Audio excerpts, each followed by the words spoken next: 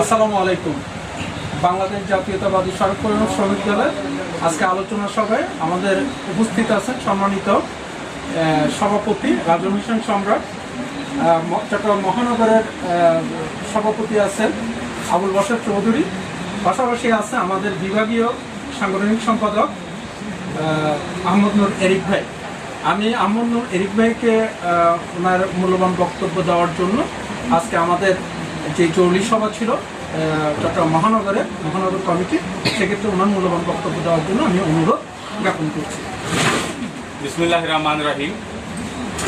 চট্টগ্রাম মহানগর বাংলাদেশ জাতীয় সড়ক পরিবহন শ্রমিক দল কর্তৃক আয়োজিত আজকের এই মত বিনিময় সভায় উপস্থিত আছেন বাংলাদেশ জাতীয়তাবাদী সড়ক পরিবহন শ্রমিক দলের কেন্দ্রীয় কমিটির সম্মানিত সভাপতি রাজল হোসেন সম্রাট ভাই, উপস্থিত আছেন বাংলাদেশ জাতীয়তাবাদী সড়ক পরিবহন শ্রমিক দলের চট্টগ্রাম মহানগর শাখার সম্মানিত সভাপতি আবুল বশর ভাই, উপস্থিত আছেন বাংলাদেশ জাতীয়তাবাদী সড়ক পরিবহন শ্রমিক দলের চট্টগ্রাম মহানগর শাখার সংগ্রামী সাধারণ সম্পাদক রাজাউল আলম সোহাগ ভাই, উপস্থিত আছেন আমাদের চট্টগ্রামের আরও অনেক নেতৃবৃন্দ জামাল ভাই, আরফাত ভাই এবং নয়ন ভাই এবং এদিকে আমাদের শহীদ ভাই।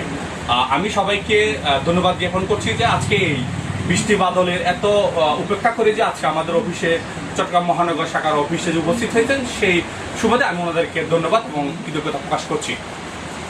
পাশাপাশি আরেকটি কথা বললেই নয়, ওনারা যারা আসে খুবই জরুরি বৈঠক ছিল আজকে আমাদের চট্টগ্রাম মহানগরের কর্তৃক এই আলোচনা সভায় আমাদের কেন্দ্রীয় নেতার নির্দেশে আমাদের এই জরুরি বৈঠকটা।